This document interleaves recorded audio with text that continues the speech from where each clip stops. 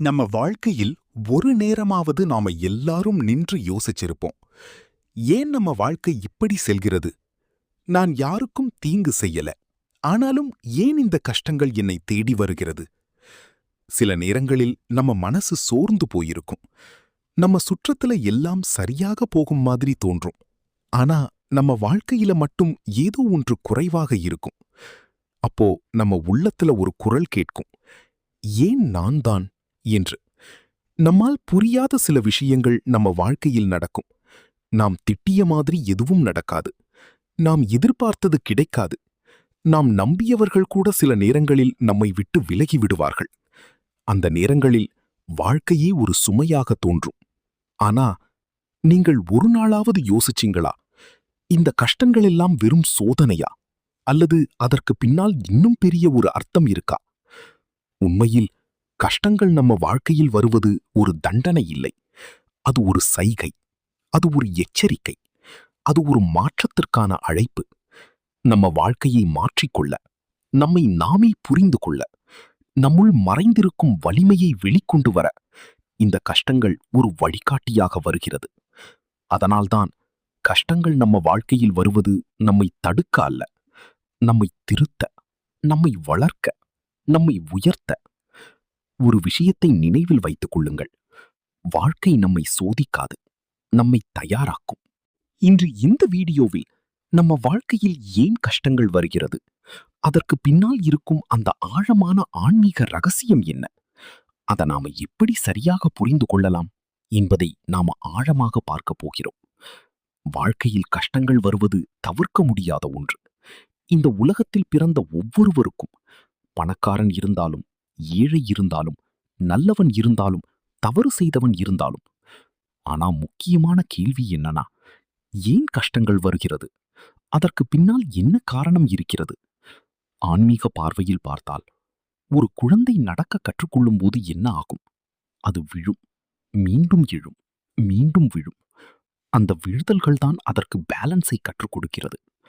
அதே மாதிரி நம்ம வாழ்க்கையிலும் வரும் ஒவ்வொரு கஷ்டமும் நம்மை வாழ்க்கை என்னும் பாதையில் சரியாக நடக்க கற்றுக் கொடுக்கிறது.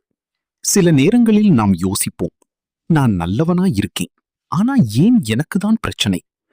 அதற்கான பதில் சிம்பிள். வாழ்க்கை நம்ம நல்லதுக்காகத்தான் சில கஷ்டங்களை தருகிறது. ஏன்னா சுலபமான வாழ்க்கை நம்மை வளர்க்காது.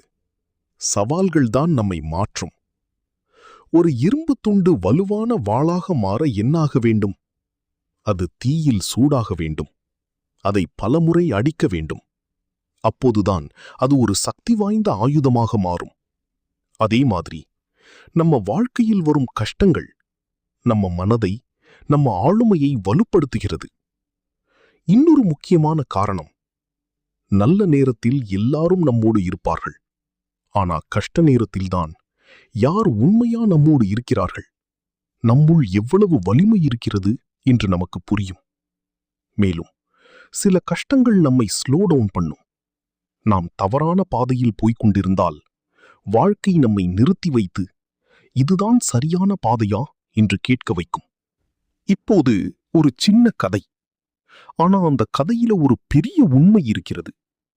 ஒரு நாள் ஒரு சிற்பி, அதாவது ஸ்கல்ப்டர், ஒரு பெரிய கல்லை பார்த்து அதை வாங்கி தனது வேலை பகுதிக்கு கொண்டு வந்தார். அந்த கல் சாதாரணமானது.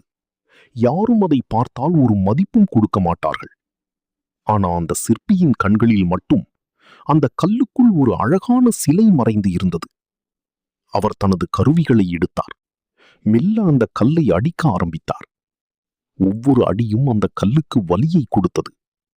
அந்த கல் மனதில் நினைத்தது, நான் அமைதியாக இருந்தேன், யாருக்கும் தொந்தரவு செய்யவில்லை. அப்படி இருக்க ஏன் என்னை இப்படி அடிக்கிறான்? அடிகள் அதிகரித்தது. சில துண்டுகள் உடைந்து கீழே விழுந்தது. அந்த கல் இன்னும் தாங்க முடியாமல் ஒரு நாள் அந்த சிற்பியிடம் கேட்டது, நீ என்னை ஏன் இவ்வளவு கஷ்டப்படுத்துகிறாய்? நான் உனக்கு என்ன தீங்கு செய்தேன்? அந்த சிற்பி சிரித்தார்.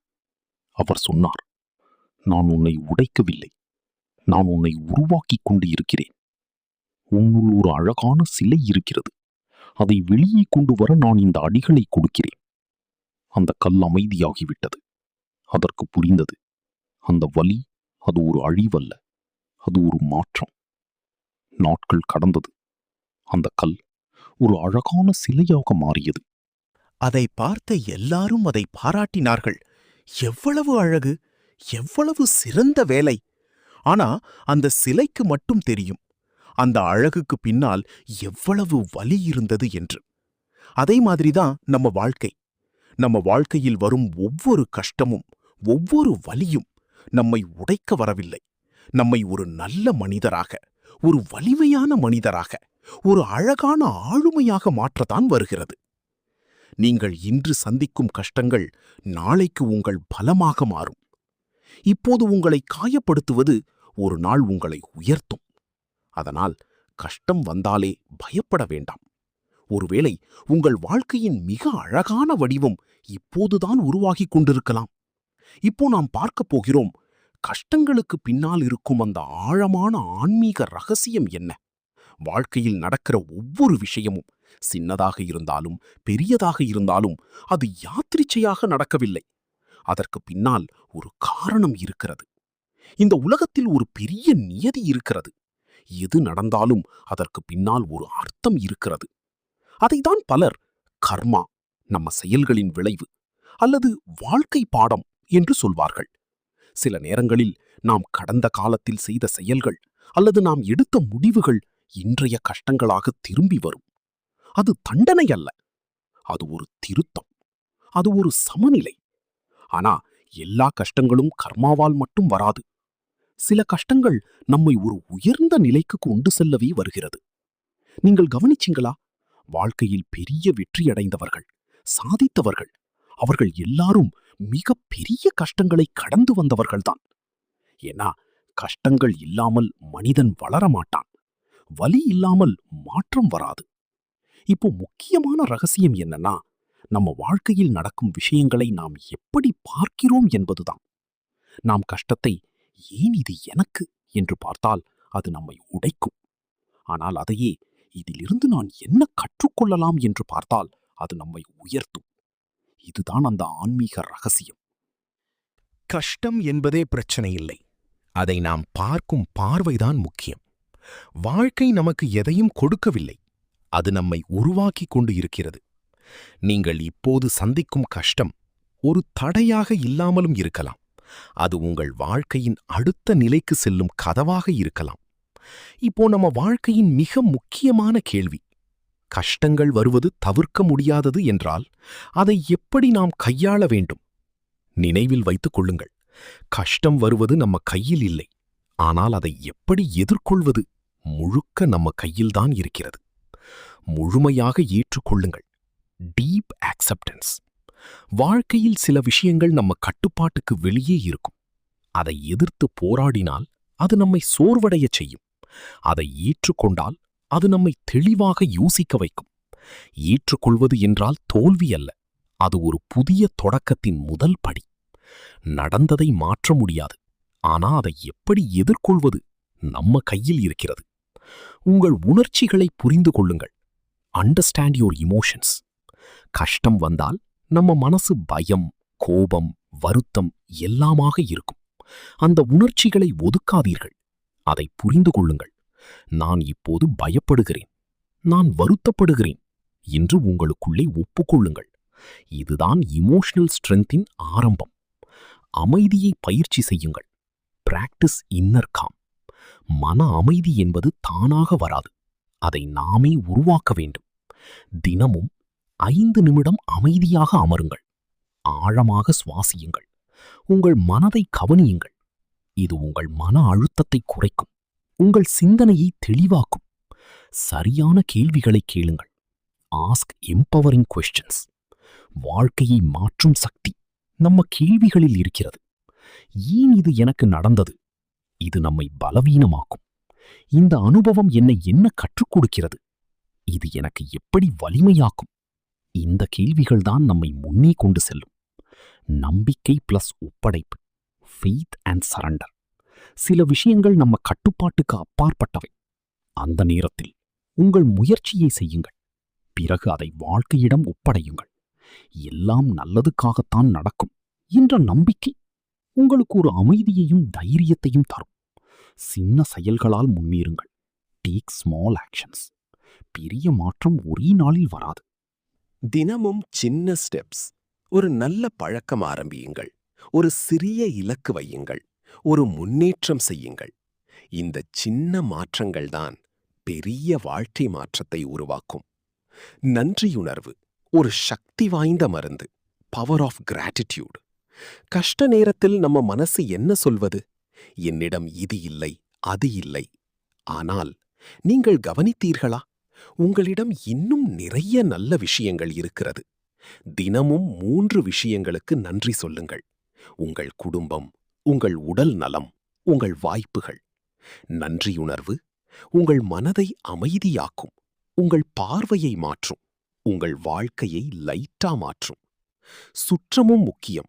Choose your environment. கஷ்ட நேரத்தில் நெகட்டிவ் பீப்புள் உங்களை கீழே இழுப்பார்கள். பாசிட்டிவ் பீப்புள் உங்களை உயர்த்துவார்கள். அதனால் உங்களை மோட்டிவேட் பண்ணும் மனிதர்களுடன் இருங்கள். நல்ல கான்டென்ட் கேளுங்கள், பாருங்கள். உங்கள் சூழல் உங்கள் மனதை தீர்மானிக்கும். உங்களை நீங்கள் நம்புங்கள். Believe in your self. எல்லாரும் உங்களை நம்பாமல் இருக்கலாம்.